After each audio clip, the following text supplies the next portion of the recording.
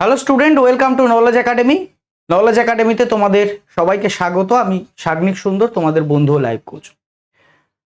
আজকের ক্লাসটার নাম হলো ডাব্লিউবিসিএস মাস্টার ইডিয়মস। নামটা দেখলে তোমাদের মনে হবে শুধুমাত্র ডাব্লিউবিসিএসই হয়তো এটা কাজে আসবে, কিন্তু তা নয়। ডাব্লিউবিসিএস এমন একটা মজার পরীক্ষা, আমি যেটা বারবার বলি যে ডাব্লিউবিসিএস পড়লে তোমার 90% পরীক্ষার পড়া হয়ে যাবে। অর্থাৎ এই ক্লাসটা যে শুধুমাত্র ডাব্লিউবিসিএস এর জন্য ইম্পর্টেন্ট তা নয়। ডাব্লিউবিসিএস ছাড়া যে কোনো পরীক্ষা যেখানে অবজেক্টিভ ইংলিশ আসে তার প্রত্যেকটার জন্য ইম্পর্টেন্ট। এবং এই একটা কারণেই আমি ডাব্লিউবিসিএস পড়াই, তার কারণ আমি জানি ডাব্লিউবিসিএস পড়লে অন্য পরীক্ষাগুলো পড়তে বা সেগুলোয় চাকরি পেতে অর্থাৎ চান্স পেতে পরীক্ষা দিয়ে ক্র্যাক করা সহজ হয়ে যায়। তো যাই হোক, কথা না বাড়িয়ে আজকে আমরা দেখি 2000 সাল থেকে 2023 সাল, এই যে বিগত 23 বছর, এই বিগত 23 বছরে ডাব্লিউবিসিএস এ কি কি ইডিয়মস এসছে সেগুলোর বাংলা মানে জানবো। এবং বাংলা মানে জেনে শুধু শেষ নয়, সেগুলোর একটা উদাহরণও আমরা আজকে জানবো। আমি এই 2000 থেকে 2023 যে সমস্ত ইডিয়মগুলো এসছে এগুলোকে অ্যালফাবেটিক্যাল অর্ডারে সাজিয়েছি।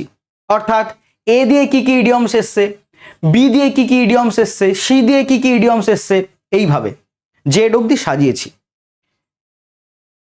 এই যে নোটটা তোমরা দেখতে পাচ্ছ, তো এই নোটের সাথে কিন্তু আরেকটা জিনিস আসে, সেটা হচ্ছে এখানে যেরকম ডাব্লিউবিসিএস মাস্টার ইডিয়মস 2000 থেকে 2023 পিওয়াইকিউ গুলো আমি দিয়েছি, ঠিক সেরকম নন পিওয়াইকিউ গুরুত্বপূর্ণ কিছু ইডিয়ম আছে যেগুলো পরীক্ষায় আসে বা আসতে পারে। তো আজকের ক্লাসে ফার্স্ট পার্টে আমরা কেবলমাত্র পিওয়াইকিউ সেটা নিয়ে আলোচনা করব। এবং আমি তোমাদের এটা গ্যারান্টি দিচ্ছি, মন দিয়ে যদি শোনো না, তাহলে আজকে যে ইডিয়মসগুলো শিখবে এই ইডিয়ম শুধুমাত্র তোমার ওই যেখানে অবজেক্টিভ ইংলিশ আসে আর কি সেখানে কাজে দেবে তা নয়, এটা তোমার ডেসক্রিপটিভ রাইটিংয়েও কাজে দেবে। আবারও বলছি, ডেসক্রিপটিভ রাইটিংয়েও কাজে দেবে। ডেসক্রিপটিভ রাইটিংয়ে ইডিয়ম যে কি পরিমাণ কাজে দিতে পারে সেটা ইডিয়ম না শিখলে তোমরা বুঝবে না।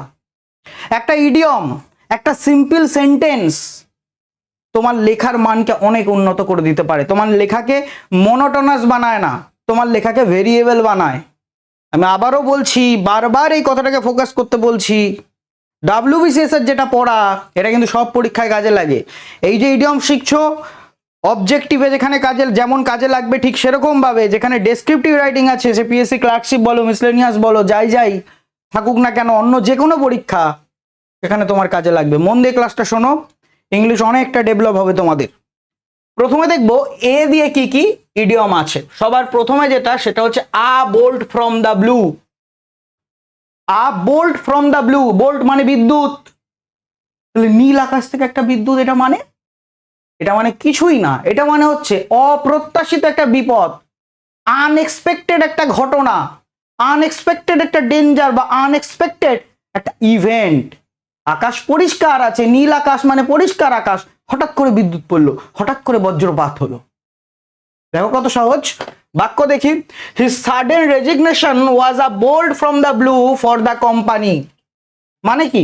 মানে খুব সিম্পল, সেটা হচ্ছে সে যে হঠাৎ করে কোম্পানি থেকে রেজিগনেশন দিয়েছিল বা কোম্পানিতে যে পদত্যাগপত্র দিয়েছিল, সেটা কোম্পানির যারা অফিসিয়াল আছে তাদের কাছে আনএক্সপেক্টেড ছিল। অর্থাৎ তার রেজিগনেশনটা হচ্ছে একটা unexpected event, that is a bolt from the blue. এরপর a slap on the wrist. A slap on the wrist মানে কি? ইডিয়মের মানে বোঝা খুব কঠিন, তাই না? কিচ্ছু কঠিন না, বাংলা করো। আ স্ল্যাপ অন দ্য রিস্ট, রিস্টে একটা চড় মারা, হালকা করে। ব্যথা লাগবে খুব? একদমই না, ব্যথা লাগবে না খুব। তার মানে আ স্ল্যাপ অন দ্য রিস্ট মানে মৃদু ভর্ৎসনা করা, কম শাস্তি দেওয়া, লঘু শাস্তি দেওয়া। উদাহরণ, দ্য জাজ gave the thief a slap on the wrist instead of a jail sentence. যে বিচারপতি ছিল সে কি করেছিল?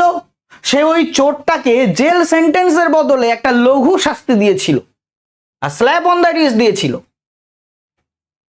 এরপর হচ্ছে আ shot in the arm.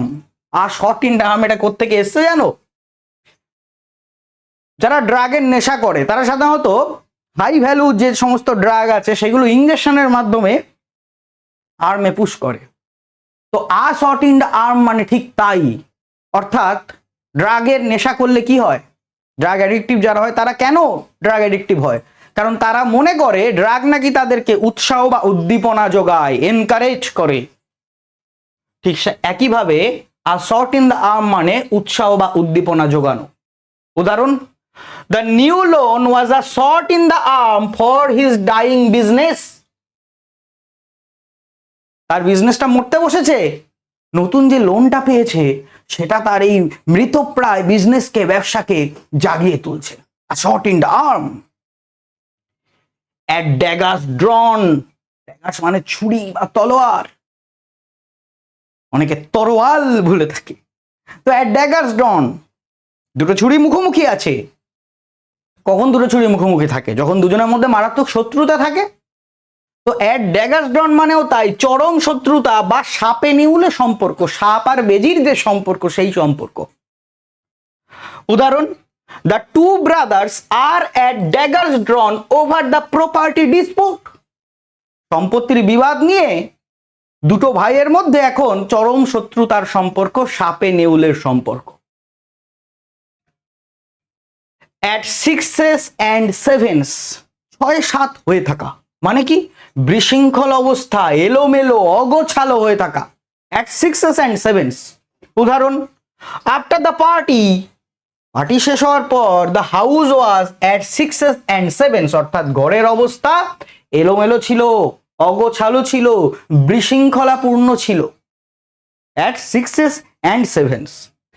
At the 11th hour, পরীক্ষায় প্রচুর আসে কিন্তু এটা। At the 11th hour, at the daggers drawn, a bolt from the blue. আবারও বলছি, শুধু WBCS না, যে কোনো পরীক্ষায় যেখানে অবজেক্টিভ ইংলিশ আছে সেখানে আসবেই। তোমরা মিলিয়ে নিও, তোমরা তো পরীক্ষা দাও।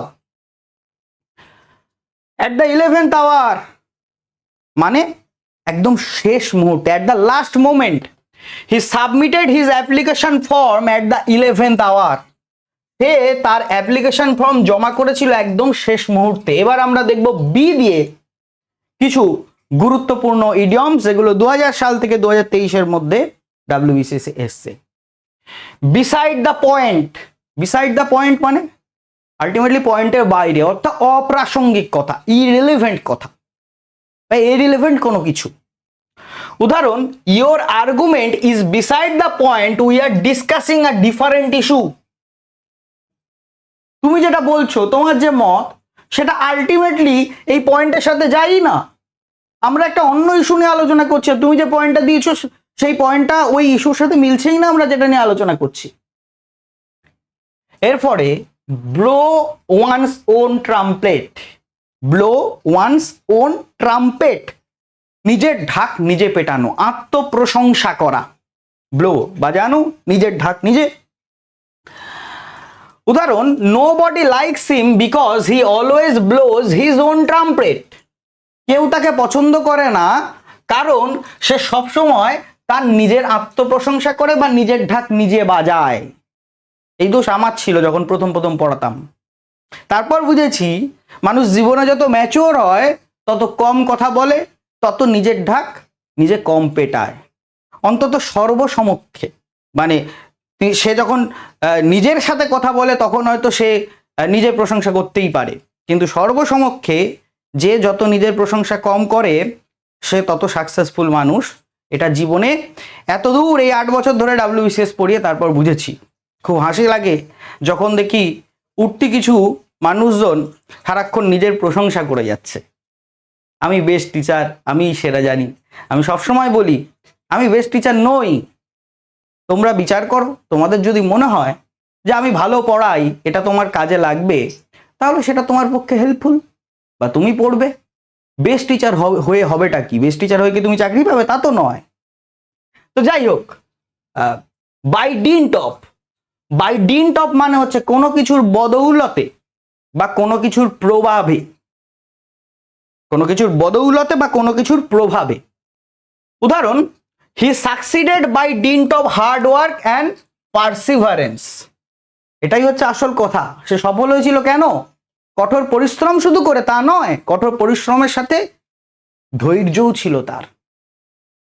তার ফলেই, তার বদৌলতেই সে আলটিমেটলি সাকসেসফুল হয়েছিল।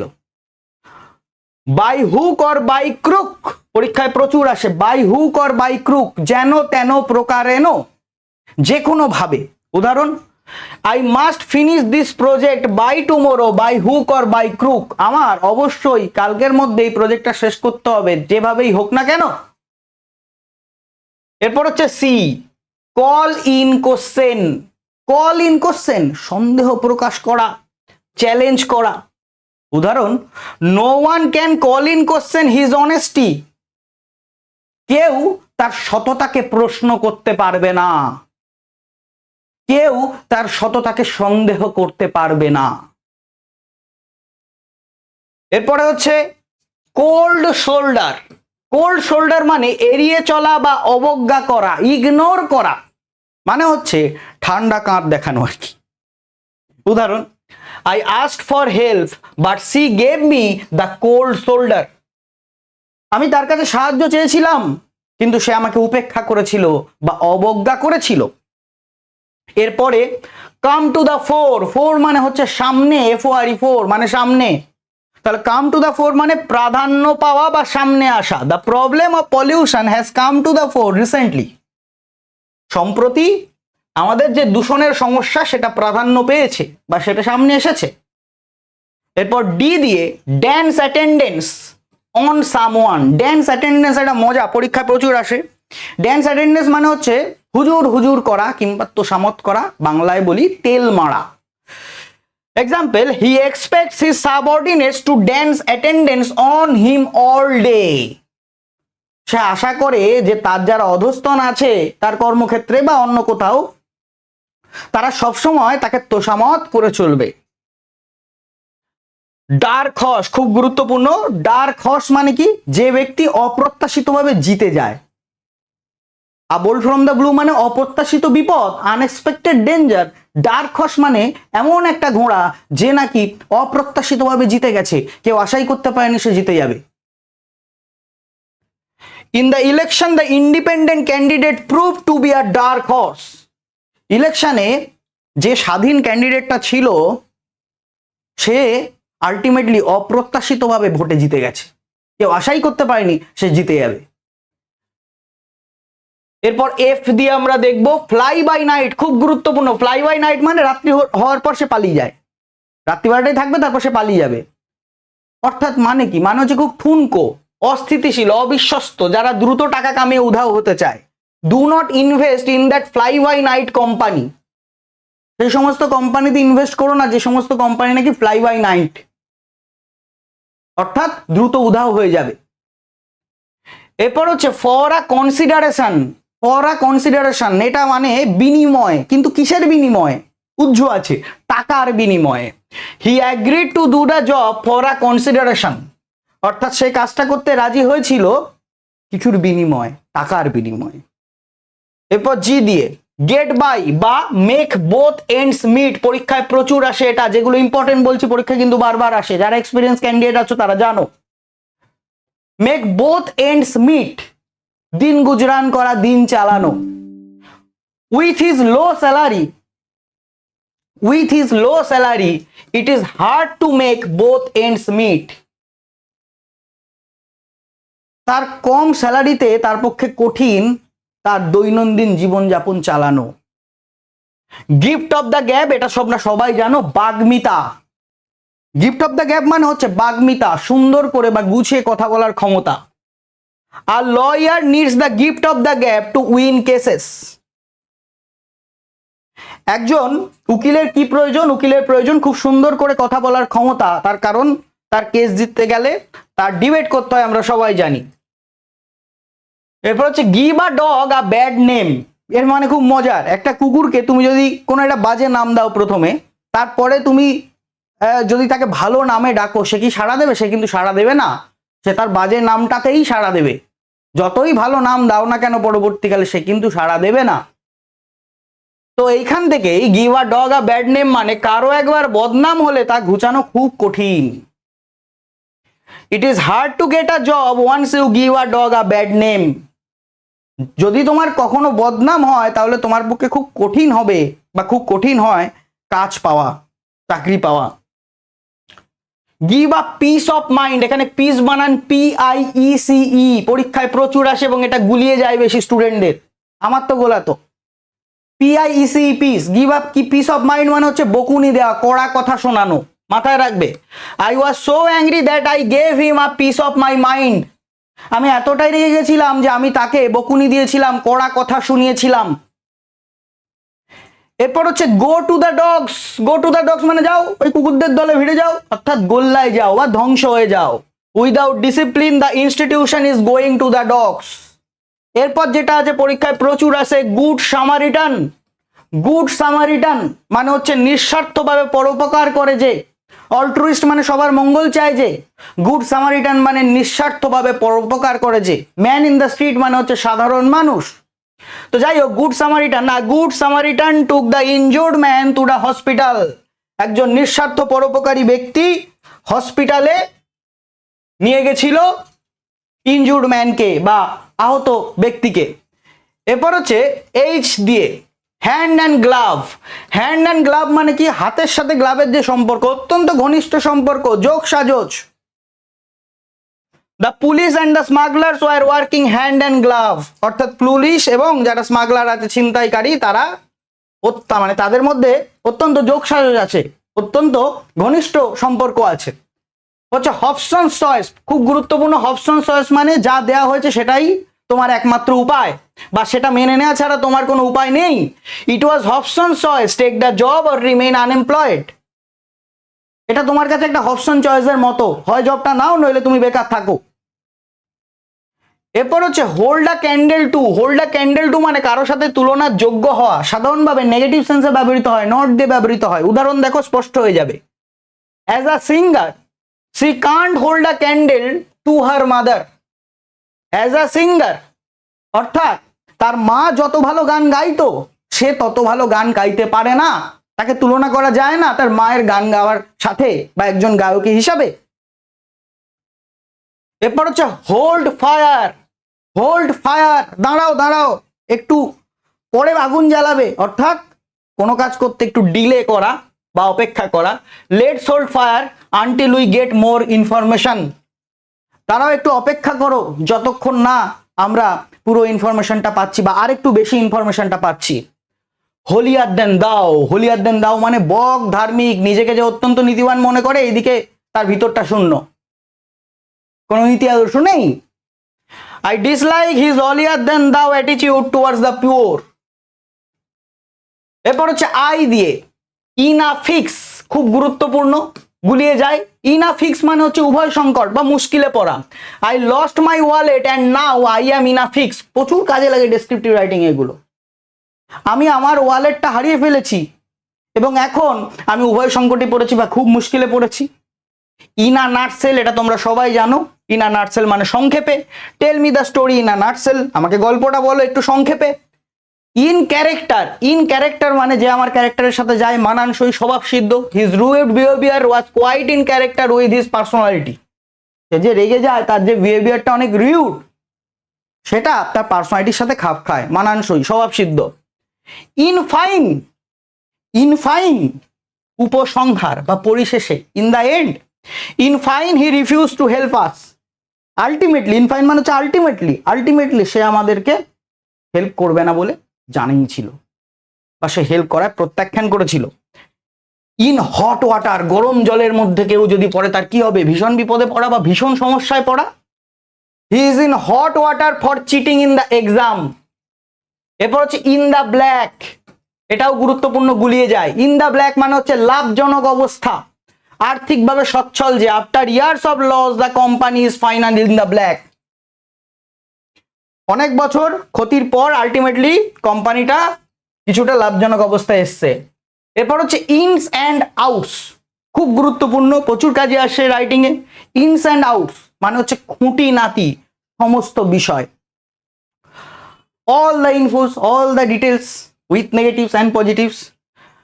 হি knows the ins and outs of the computer software, অর্থাৎ কম্পিউটার সফটওয়্যারটির সে সমস্ত খুঁটিনাটি জানে। এরপর এল দিয়ে